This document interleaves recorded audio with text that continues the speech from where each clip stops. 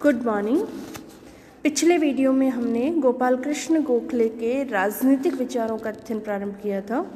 उसी अध्ययन को कंटिन्यू करते हुए उनके जो अन्य राजनीतिक विचार हैं उनका अध्ययन हम आज इस वीडियो के माध्यम से करेंगे। राष्ट्रवाद के महान समर्थक थे ये, महान राष्ट्रवादी विचारकों में इनकी गिनती आती है गोपाल कृष्ण गोखले की। राष्ट्रवाद में इनका अटूट विश्वास था। हालांकि ब्रिटिश शासन के ये समर्थक थे, ब्रिटिश शासन के प्रति राजभक्ति रखते थे, ब्रिटिश शासन को ये महान शासन मानते थे और ये मानते थे कि भारत प्रगति या विकास इसी शासन के अधीन कर सकता है। लेकिन फिर भी ब्रिटिश शासन के प्रति उनका समर्थन किसी भी प्रकार से भारतीय राष्ट्रीयता का निषेध नहीं करता था। महान राष्ट्रवादी होने के नाते ब्रिटिश शासन के समर्थक होते हुए भी भारतीय जनता के स्वाभिमान के प्रखर प्रवक्ता थे गोपाल कृष्ण गोखले। वे ऐसी स्थिति की परिकल्पना कर ही नहीं सकते थे जिसमें ब्रिटिश शासन के अधीन भारतीयों को शासित जाति समझा जाए, शासित जाति माना जाए। ऐसी किसी भी स्थिति की वे परिकल्पना नहीं करते थे। वो मानते थे कि भारत और ब्रिटेन का जो संपर्क है वो गरिमापूर्ण समानता पर आधारित होना चाहिए।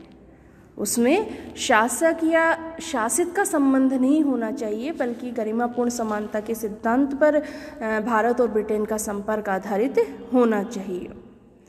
और ब्रिटिश शासन के ब्रिटिश संपर्क के पक्षधर भी वो केवल इसलिए थे क्योंकि ईमानदारी से वो ये अनुभव करते थे कि तात्कालिक परिस्थितियों में भारतीय जनता की इच्छाएं, भारतीय जनता की आकांक्षाएं सिर्फ ब्रिटिश साम्राज्य के अधीन ही पूरी हो सकती थी। इसलिए उन्होंने ब्रिटिश संपर्क का पक्ष लिया, ब्रिटिश संपर्क का समर्थन किया। ब्रिटिश शासन के प्रति जो उनका भक्तिभाव था वो आत्मसम्मान रहित समर्पण का भाव नहीं था। उसमें वो अपने तथा संपूर्ण भारतीय जनता के आत्मसम्मान की बात करते थे। ब्रिटिश शासन के प्रति उनकी भक्ति आत्मसम्मान और राष्ट्रभक्ति से प्रेरित थी। उन्होंने स्पष्ट किया कि ब्रिटेन के समर्थन के प्रति उनकी नीति का यह अनिवार्य पक्ष था कि वे सरकार द्वारा किए गए किसी भी गलत कार्य के विरुद्ध संघर्ष कर सके। ठीक है, ब्रिटिश शासन के वो समर्थक थे, ब्रिटिश शासन के प्रति वो राजभक्ति रखते थे, लेकिन सरकार के द्वारा कोई गलत कार्य अगर किया जाता था तो वो संवैधानिक साधनों के माध्यम से उसका विरोध करते थे। भारत के उज्जवल और गरिमामय अतीत के प्रति गोखले के मन में बहुत आदर भाव था। वे भारत की प्राचीन सभ्यता, उन्नत विचार, उत्कृष्ट दर्शन और साहित्य पर गर्व करते थे। किंतु उनका यह मत था कि भारत का स्वर्णिम अतीत ही राष्ट्र के भावी विकास का अकेला आधार नहीं हो सकता। इसलिए उनकी अपेक्षा थी कि भारतीय जनता अपने अतीत से आत्मगौरव और आत्मविश्वास अर्जित करे और आधुनिक उदारवादी मूल्यों को ग्रहण करे। अर्थात हमारा जो अतीत है, अतीत में हमारी जो गौरवपूर्ण सभ्यता रही है, गौरवपूर्ण संस्कृति रही है, उसके प्रति हम आदर रखें, उससे हम आत्मगौरव और आत्मविश्वास का भाव अर्जित करें और साथ ही हमें पश्चिमी उदारवादी मूल्यों के प्रति भी आस्था रखनी चाहिए, ऐसा वो मानते थे। अर्थात पाश्चात्य सभ्यता और संस्कृति में भी उनकी आस्था थी। गोपाल कृष्ण गोखले दुखी होते थे इस बात से कि भारतीय अपनी प्राचीन परंपरा को विस्मृत कर बैठने के कारण ही शासित जाति होने की हीन भावना से मुक्त नहीं हो पा रहे हैं। अर्थात पाश्चात्य सभ्यता और संस्कृति के समर्थक होने के साथ साथ उन्होंने भारतीय सभ्यता और संस्कृति के गौरव को नहीं भुलाया और भारतीयों से भी उन्होंने अपेक्षा की कि भारतीय भी अपनी सभ्यता और संस्कृति के गौरव को ना भूलें। उनकी राष्ट्रीयता की जो धारणा थी वो अतीत के प्रति भावुक समर्पण नहीं था, अपितु भारत के एक ऐसे भविष्य की आशा पर आधारित उनकी धारणा थी जिसमें जनता का सर्वांगीण विकास हो सके, जिसमें जनता की सर्वांगीण उन्नति हो सके और वह दुनिया के किसी भी दूसरे देश की जनता के समान स्तर पर आत्मविश्वास पूर्वक राष्ट्र निर्माण के कार्य में संलग्न हो जाए, ऐसी उनकी राष्ट्रीयता की धारणा थी। इसी कारण राष्ट्रीयता उनके लिए एक भावना मात्र नहीं अपितु एक पवित्र कर्तव्य था, जो उन्हें वह सब कुछ करने के लिए प्रेरित करता था जो देश के विकास के लिए आवश्यक हो। इसी कारण ब्रिटिश शासन के समर्थन के कारण भी उनके मन में कोई अपराध भाव नहीं था कि वे ब्रिटिश शासन के प्रति राजभक्ति रखते हैं या ब्रिटिश शासन का समर्थन करते हैं। इस प्रकार का कोई अपराध भाव उनमें नहीं था, क्योंकि उनका जो पवित्र अंतःकरण था, उनकी जो पवित्र आत्मा थी, वो ये स्वीकार करती थी कि इसी में ब्रिटिश संपर्क में, ब्रिटिश शासन के अधीन रहकर स्वराज्य चलाने में ही भारत की जनता की भलाई निहित है। इस बात में उनकी आस्था थी, उनका पवित्र अंतःकरण इस बात को स्वीकार करता था। गोखले के राष्ट्रीयवादी विचारधारा में, राष्ट्रवादी सिद्धांत में कहीं भी संकीर्णता के लिए कोई स्थान नहीं था। ब्रिटिश संवैधानिक परंपराओं और यूरोप में प्रचलित उदारवादी मूल्यों को स्वीकार करते समय उनके मन में कोई हीन भावना नहीं आती थी, अपितु वे ये मानते थे कि राष्ट्र निर्माण का जो पवित्र कार्य है उसमें प्रेरणा, वैचारिक संबल पूर्व और पश्चिम के भेदभाव के बिना प्राप्त किए जाने चाहिए। अर्थात राष्ट्र निर्माण में हमें अगर प्रेरणा प्राप्त करनी है, वैचारिक संबल प्राप्त करना है राष्ट्र निर्माण के कार्य में, तो हमें ये नहीं देखना चाहिए कि यह पूर्व के सिद्धांत है, ये पश्चिम के सिद्धांत है। हमें बिना किसी भेदभाव से उन सिद्धांतों को, उन धारणाओं को मानना चाहिए, उनका अनुसरण करना चाहिए, उनसे प्रेरणा ग्रहण करनी चाहिए। इसके बाद है स्वशासन की धारणा। गोखले की स्वशासन की परिकल्पना में भारत के ब्रिटिश साम्राज्य से पूरी तरह स्वतंत्र हो जाने का भाव निहित नहीं था। जैसे उग्रवादी ये चाहते थे कि ब्रिटिश साम्राज्य का जो आधिपत्य है, ब्रिटिश साम्राज्य हमारे ऊपर से पूरी तरह समाप्त हो जाए, भारत के ऊपर से ब्रिटेन के लोग भारत से पूरी तरह चले जाएं और हम अपना शासन स्वयं संचालित करें, ये उग्रवादी कहते थे।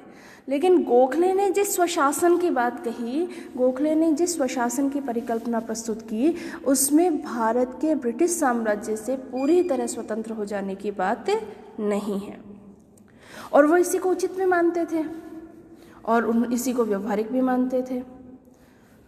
वो कहते थे कि ब्रिटिश साम्राज्य के अधीन ही एक सम्मानित देश के रूप में भारत का स्थान सुरक्षित रह पाएगा।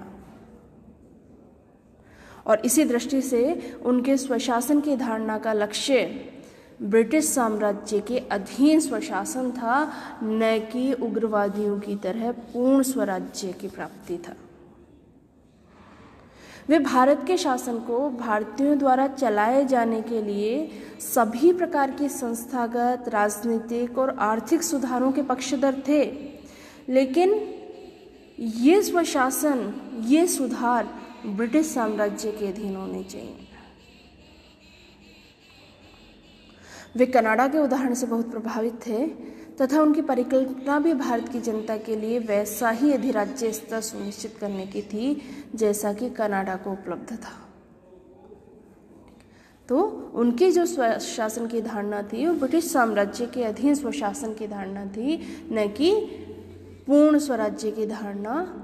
वो चाहते थे कि ब्रिटेन का आधिपत्य हमारे ऊपर बना रहे और भारतीय अपना शासन स्वयं संचालित करें, भारत में राजनीतिक, आर्थिक सुधार किए जाएं, संस्थागत सुधार किए जाएं, लेकिन ब्रिटिश साम्राज्य का अस्तित्व हमारे ऊपर, उनका वरद हस्त हमारे ऊपर, भारत के ऊपर बना रहे, ऐसी उनकी स्वशासन की धारणा थी। इसके बाद है क्रमिक सुधारों में विश्वास। गोपाल कृष्ण गोखले आदर्शोन्मुख यथार्थवादी थे। उनका राजनीतिक यथार्थवाद उन्हें इस तथ्य को आत्मसात करने के लिए प्रेरित करता था कि भारत के स्वराज्य की कामना की पूर्ति तात्कालिक उद्घोषणा द्वारा नहीं अपितु धीरे धीरे सुधारों के द्वारा हो सकती है।